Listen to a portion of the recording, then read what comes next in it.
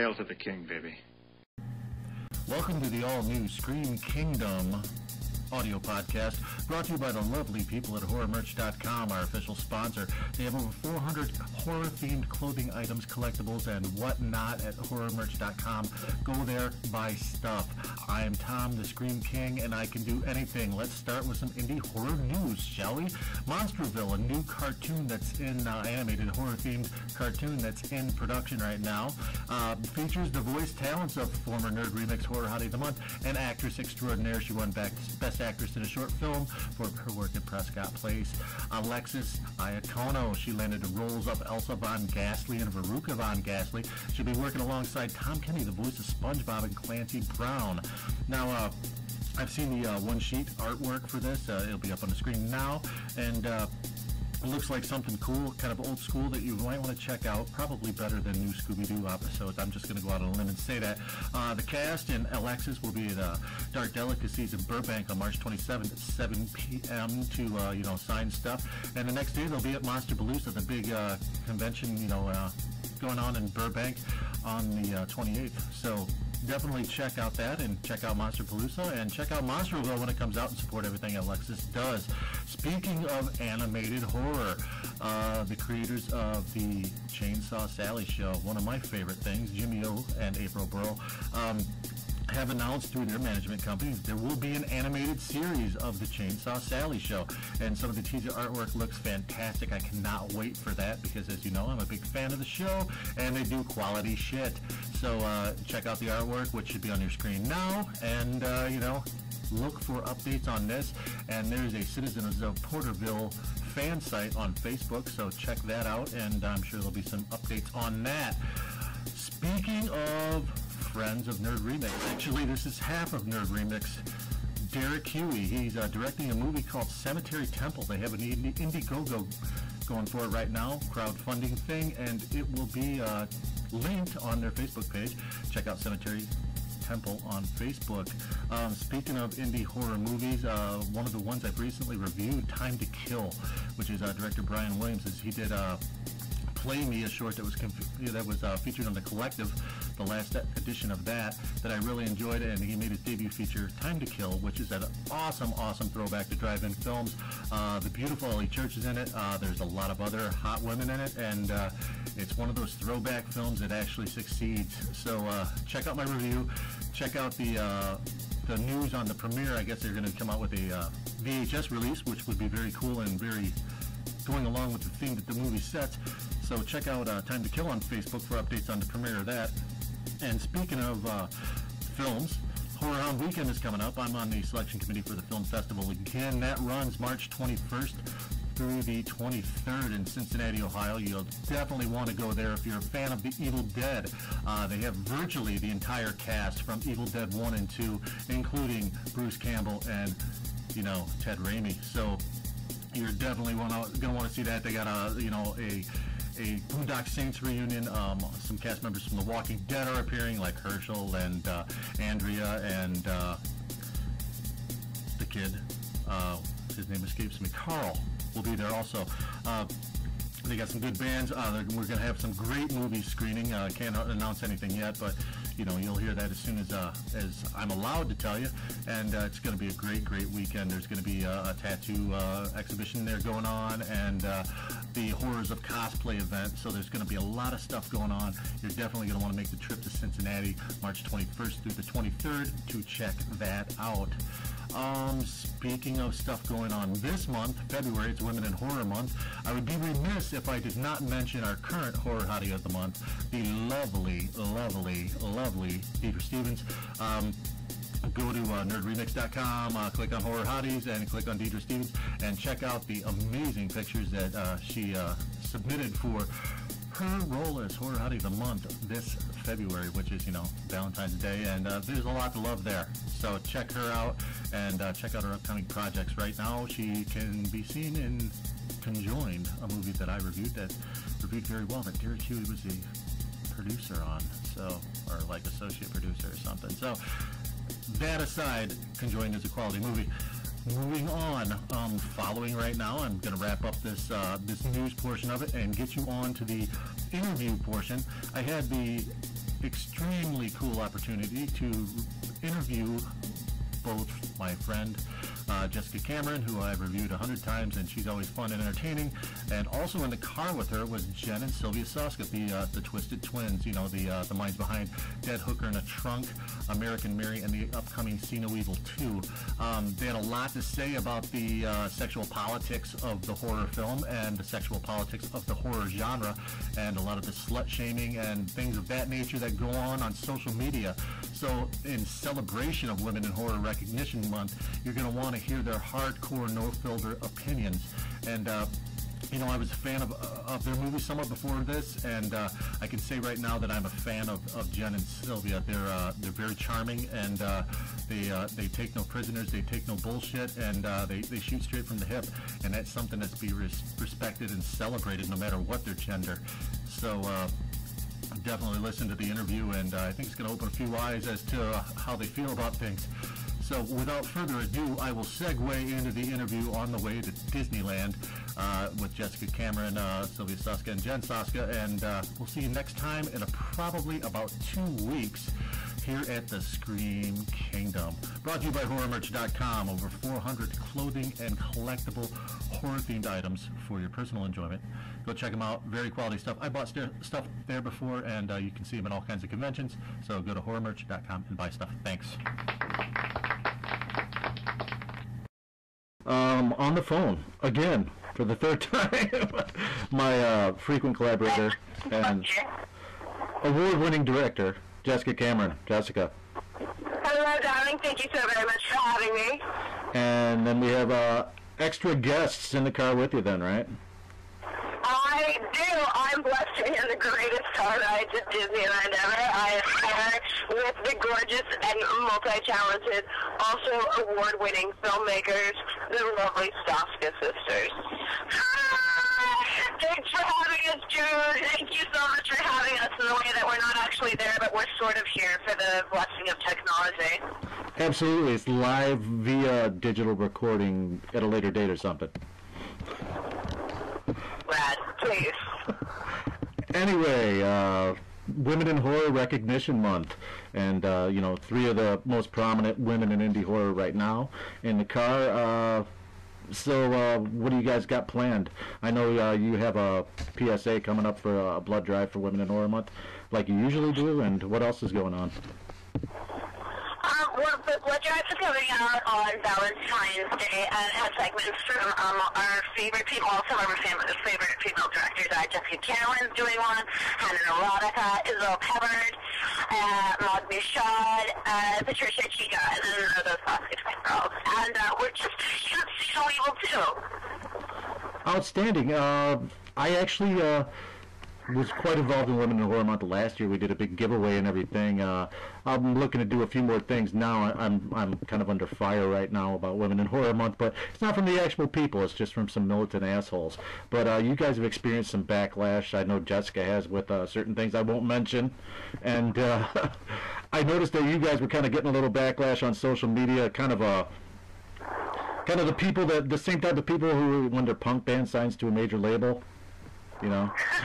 You know what? I wonder if it's the same person who bitched to you that bitched to us, because there's this really fucked up view of feminism that women can't wear what they want and our sexuality degrades us in some way, which is so medieval. It doesn't even make any fucking sense. So I think anybody should be able to wear whatever the fuck they want. If you want to promote your sexuality and be comfortable with it, fucking cool. If you want to wear a turtleneck and a bun, more power to you, bitch. But the fact that that is some sort of a fucking attack, it completely misunderstands everything. Like, we don't go around looking at dudes and say, oh, well, they shouldn't be wearing that, or that's so, you know, dude sexist for doing that kind of thing. I know, absolutely. It's totally sexist that it's reverse sexism. A guy can be a Fassbender in GQ with completely naked, and nobody went around saying, oh, Fassbender's a slut. Or Chris Evans, when he does his modeling, no one looks at him and says, wow, he's a whore. He can't play Captain America anymore. It's absolute bullshit. I mean, we get the kind of shit from men and women that say people only watch our movies because of the way we look. I love the way Fassbender looks, but I won't watch everything he's in. Well, we did see 12 Years a Slave. Yeah, we did. He was pretty good in Prometheus, but I didn't find him sexy. Ironically enough, I don't know, you lovely ladies, but I've actually dealt with people trying to tell me how I am allowed to dress or not allowed to dress since I was in high school. I was always like, I grew up in a very small town in Canada where everyone wore jeans and t-shirts, and I've always been sort of one to be inclined to express what I'm feeling or how I'm wanting to live my life through fashion. So I've always had cute little skirts and little high heels, and I've always taken pride in my appearance. And this is something that, you know, growing up I would get a lot of flack for, and it's something that has unfortunately continued on into the career, which is just insane in my opinion. You know, you touched on something very interesting too. Fashion and makeup is another art form. I love every morning that I get up and I paint my face because I get to wake up with art. I know I sound like James Franco right now from the show. I like James Franco when he talks about playing makeup. I know, exactly. But I get to do that every day and I get to do it different, and I like it. It's a form of expression, and especially when you're a super artistic person, you want to express yourself. Yeah, but then you get a sad ass chat messaging you being like, oh, that girl looked sexy, or that girl had like makeup on, or that girl was wearing a skirt. It's absolutely fucking ridiculous. And Jane Cam, I understand your pain. I really liked snake print in high school. I don't wear snake print jumpsuits, and my God, do people not like me? It was bad enough that I liked horror movies, and bad enough that we were like a slideshow that there's two of us, but oh my God, express yourself through fashion, you fucking whore. I think Speaking of which, and because I was called a whore so much in high school, I wasn't until like way on in my 20s that I even wanted to fuck anybody. I used to be people would label me a slut, and I would literally call them on it. I'd be like, really, could you please, the definition of a slut is somebody who's sexually promiscuous, so please tell me who it is that you think I've done what with, because I haven't done anything. So the fact that you're making this assumption based on my attire, it's solely your negative energy projected on me. Well, the interesting thing is a lot of it, I don't know if this person signed off their fucking name. I highly doubt it. The anonymous people on the internet are the bravest, stupidest people, equal parts of both in fucking existence. So they'll just write some stupid criticism, and then it's like, you feel this to make you valued as a person with an idea. You're not doing anything. You're sitting in your basement judging people without the bravery to even say, I said this.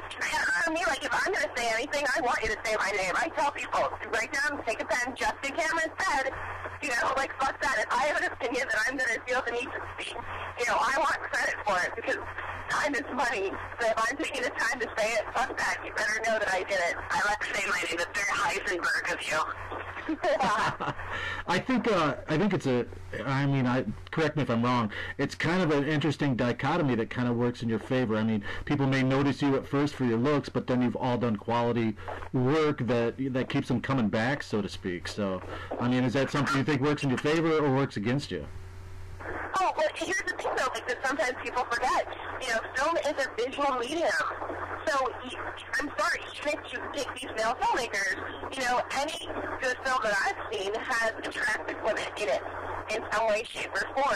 You know, you don't put ugly people in movies. No. You know what I mean? The reality of the matter is we work in a visual medium, and the audience wants to see beautiful people get in bad situations. At least what our fans do. They don't want to see average-looking people. This is why you don't see average-looking movie stars. And I know a lot of people judge women based on surface appearance. I have walked into so many meetings in like 20 minutes and they're like, oh, I thought you were just novelty. I didn't know you actually made film. I always think about Dorothy Arzner, one of my favorite directors. She was the only female director to work during Hollywood's golden age. And she was a lesbian. She always got her propaganda in the films. And people were like, how do you do it? How do you keep working like this? And she said, because I have never made a flop. The moment I make a flop, I'm out. And later in her life, she made a flop. And she ended up retiring to fucking Pepsi commercials. But that's the thing. And there is such a hard criticism. I have to do a 10 to get a 7. And that's always how it's going to be. And there's always going to be the people that are like, oh, it's because of how she looks or how she dresses. And part of me is like, oh, that's really nice that you think I'm a pretty slutty girl. But also, my movies are fucking good. At least I think so. It always comes down to appearance for women, though. Yeah. When you're tearing women down, and if people tear down our phones because they don't like them, it always becomes a fucking personal attack. Either on how we look, or, oh, the twins aren't that hot, or I'd rather fuck this one, or I'd never fuck that one. It's absolutely insane. But you have male directors or male celebrities that are every bit as attractive as female celebrities and female actors and directors, but it never comes down to that. No one says, fuck, I hate Eli Roth. He's a fine-looking man. He is a fine-looking Jew. No one stops and says, oh, look at that pretty boy. He thinks he's so fucking gorgeous. He can post pictures of him, very famously the one with the shit prosthetics cock.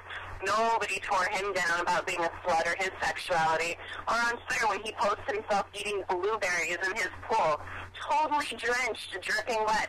No one says anything. A woman did that? Oh my God, would she be crucified? Well, I think it's bullshit. I love your horror hottie of the month. I mean, if you've always looked at it, there's always been a really cool place for women in horror. Like, look at The Final Girl. We've always celebrated women, and there's nothing wrong with celebrating the form of a woman. I mean, artists have been painting women for years. Artists have been painting naked women for years, and it's not like it's considered not art, but I feel that there's such a negative connotation with horror and women's place in it that it's an easy target. I think...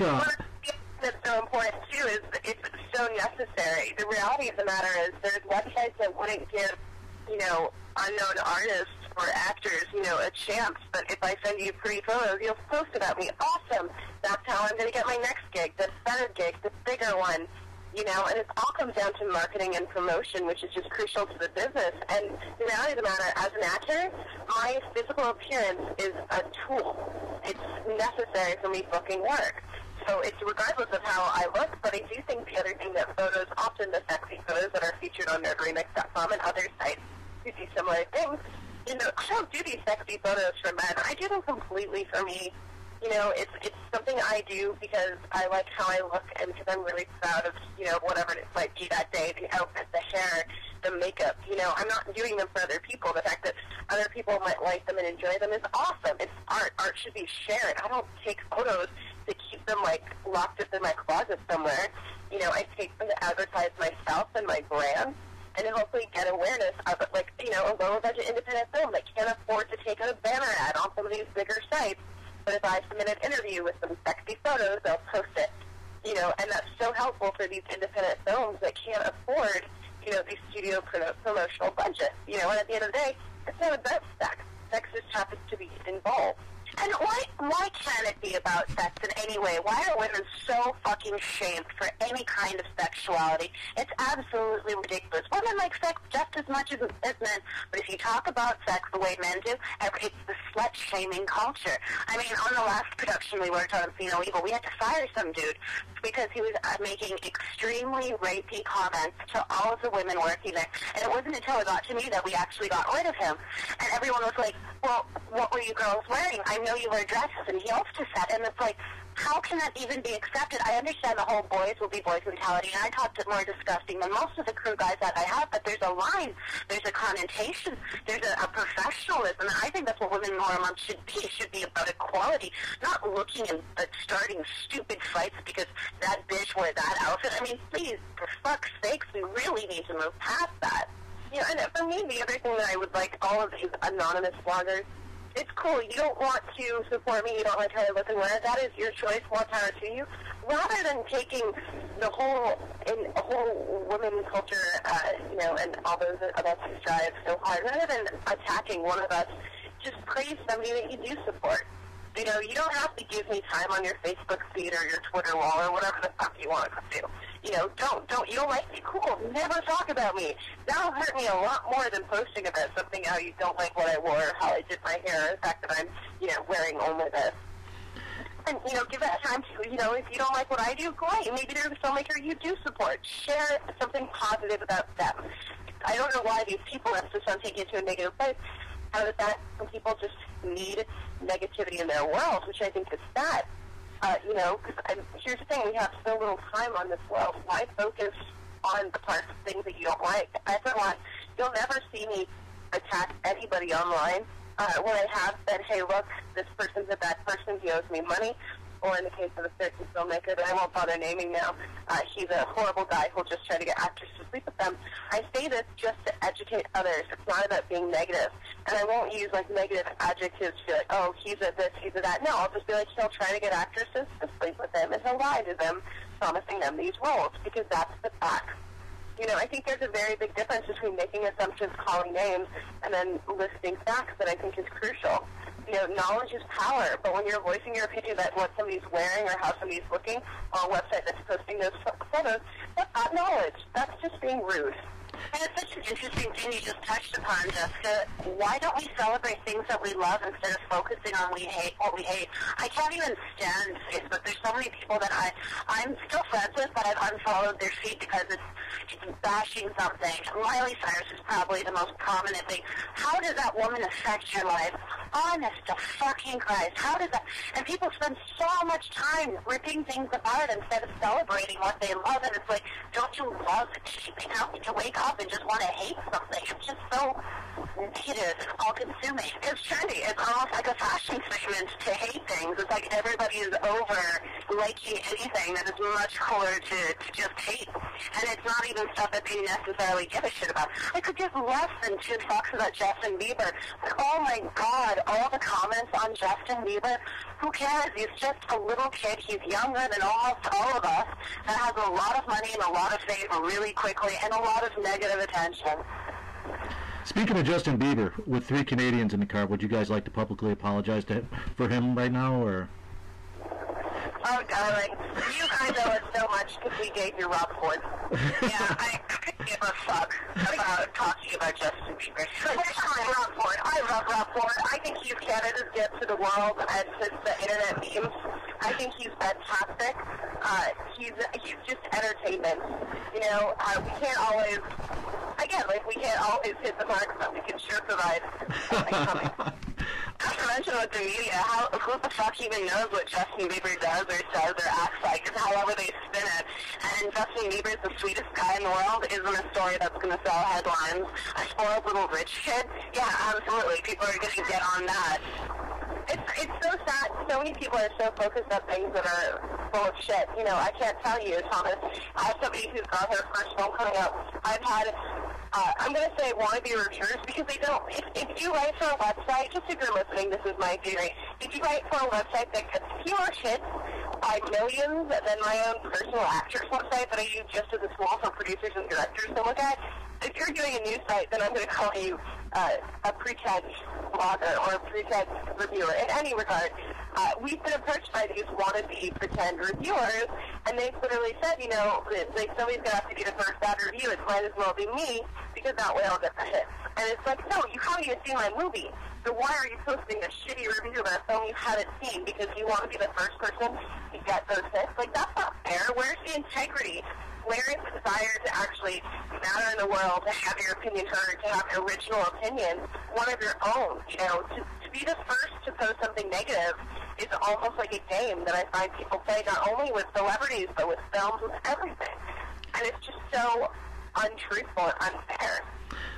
Back to kind of the touch upon the sexual politics of the horror film, if you will. Basically, the 2 main female characters, and you know, most of the male-driven horror films, especially like the 80s slasher films and everything else, is basically if there's a woman character, it's either the bitch goddess or the virginal final girl. And both of you guys, I mean, Jen and Sylvia and then Jessica, have had characters that are kind of a composite of those. And do you feel kind of like with, you know, Dead Hooker in a Trunk, I think you guys did Tarantino better than Tarantino does. And then, you know, American Mary, you kind of took it a step further. And Jessica, with the characters in Truth or Dare, do you guys feel that there's a little bit of a chip on your shoulders, that you got something to prove because you're females, so you kind of kick it up a notch? I would say that being proudly failed actresses, Sylv and I spent a lot of time chasing roles that we didn't fucking want. We just wanted to be working, and it's really upsetting to always be chasing after something that's not in the least bit artistically fulfilling, especially being identical twins. We went from being cutesy, stereotypical child actor twins to slutty this, horror that. Like, I think it was Slutty Martian that we finally said, no, I can't do this anymore. Because of that, it's so important for us to never write throwaway characters, specifically for women, because the role's written for women. I mean, even when we try and pitch something, when we were pitching American Mary, people said nobody gives a shit about women. No one wants to hear about a woman's struggles. That's so boring. But I've never had, I mean, we get countless emails of women talking about their stories and how they can relate to it. I think it's really important to have those strong characters. I remember when I was little, I saw Alien with my mom, and that was the re-evolution of the final girl, where she wasn't this virgin, sad, like, scared waif anymore. She was a badass. And then again, furthermore, with Buffy, where they took the pretty kind of ditzy blonde girl, and they made her the monster murderer, and it was incredible. I love breaking those stereotypes. I'd like to think that with American Mary, we did another evolution of the final girl, where not only she was the heroine, but she was her own villainess. The interesting thing is, I don't think the point is to make women characters that are just super strong and nothing can hurt them. I think what people are really hungry for, and this is both genders, is a reflection of the modern woman as she exists today. Not just, the girlfriend character or the sister, the love interest, or the mother. It's just like, why can't we write these people as actual people? And because there's been such a lack of that. I think people are really hungry for it. As a matter of fact, that was one of the reasons studios took us on for us, Evil 2. They're like, we really like how you make characters, and we want to see that. And we haven't had female directors before, and we like what you're doing, and we are really going towards making important artful films, and it would be great to have you on that. And it's like, I got so many warnings about working with a studio and what hell it was, and I didn't know I could have such a good time making them. And we had Siobhan Simmons, Catherine Isabel, Danielle Harris on that, and I was like, I have 3 fucking final girls that I can just mix up what they usually play, and it's going to be completely different, and it's just such a thrill. Not to say anything negative about my male actors. I had such a blast changing the world that they usually play too, and then of course I'm the biggest wrestling fan in the world. I love Kane so much. He's super awesome. Big, super feminist too. Yeah, I know all those. We took stereotypes that all 3 of our main actresses usually play and totally poked fun at it. I think people are really going to be blown away by what we've done with this one.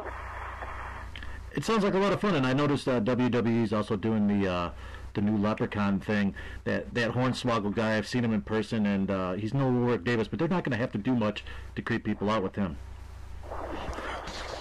Sorry, could you repeat that, sweetheart? I said I saw that WWE is doing the Leprechaun sequel, and I've seen that Hornswoggle guy in person, and he's no Warwick Davis, but they're not going to have to do much to him to creep people out. Okay, I can't ruin any of the surprises for you, but my good friend Zach Leposki did that movie. And the thing is, I love the original Leprechaun movies. Those are fucking bots. But the thing that Zach did, and which is in the vein of what WWE Studios is doing in their collaborations with Lionsgate right now, is they're not trying to remake those movies. They're almost reimagining them. And what I saw them do with Leprechaun, I can't fucking believe. Like, nobody has any idea the kind of hardcore, technically amazing film they've pulled off with that. And of course you could never replace the original Leprechaun movie. You couldn't get that Hornswoggle to try to do it, but what they did do with Hornswoggle, and you'll be seeing the movie later in this year, it is fucking boss. And I don't know if you would be interested in talking to Zach, but I would love to hook you guys up for that, because Zach is absolutely fucking brilliant. He's such a talented filmmaker. Like, technically, it's masterful what he's done. He created new apps, new procedures for planning out your shots and everything while making a movie. He was making a movie and he was changing the way that you make movies at the same time. He's so brilliant, I could kill him. Yeah.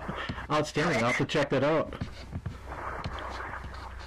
So anyway, I'll give you a, we're going to have to wrap this up because I'm sure you guys are probably getting to where you're going, but See No Evil 2, when's it coming out? When can we do this? And Jess, when's Truth or Dare showing? Oh, okay, so Truth or Dare right now is doing festivals, so please check it out. You can find all the information on the Facebook page, Twitter page. We're kind of really on top of all their social media promotion for it, so we're pretty easy to find. The next specials I believe that we are doing are all listed on the website right now. We keep it really up to date. We are doing international as well as American ones, so please, everybody, check it out and you'll see. We do hope to have a distribution deal signed in the next few months, so we're confident right now that we're going to be able to get it to the fan base as it's wanted. So please stay tuned for more information on that. And we actually, side note, we go to camera for our next one that I'm producing with my writer from Truth or Dare, Jonathan Higgins, in 10 days. So look for more details on that. I'm starving on that. That movie looks like it's going to be really fucking cool. And gross. Both of my favorite things. So, speaking of Evil 2, Vincent will actually kill me if I tell you anything that I really, really know. I know it is coming out later this year, and I'm actually finishing it up right now, and I have never been more proud of a movie. I loved it more than American Mary. There's not a single battle that I lost on this movie. It was just weird to have two studios. Everybody wanted the same film. They wanted the same film, and we worked together to make it happen.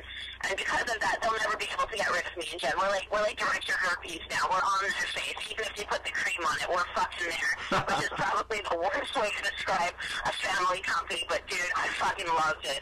And I'm so excited for people to see it because I always wanted to make a slasher movie. And I love the WWE. I actually started watching it with Jen when King was introduced. So, it's a total fan approach to the film while still making it an art house slasher. Outstanding. Hey, thanks a lot for doing this. Three of the most prominent women in horror. And, as long as you guys keep kicking ass and taking names, I don't give a fuck if you're wearing a muumuu and a cape. Okay? How did you know that was what I was wearing? Just a good guess, I guess. I don't know. Well, bless you too, sir, and thank you for being a strong feminist, because a lot of people are like, oh, guys can't be it. It's like, no, it's equality, and there's cool dudes out there, and they stand against the bullshit. And all of my male friends that are feminists get so much shit because of their penises, and I say, hurrah to you and your penis and your ideals, sir. Hey, I'll tell you what, I'm the Joe Francis of Indie Horror now. Next time we do this, if I have Joe Francis money by then, we'll do this at a bar on the Vegas Strip somewhere, and I'll take everybody out for burlesque and drinks afterwards. It makes me feel any better. I don't think Joe Francis has Joe Francis money anymore. True. Oh, well, fuck it.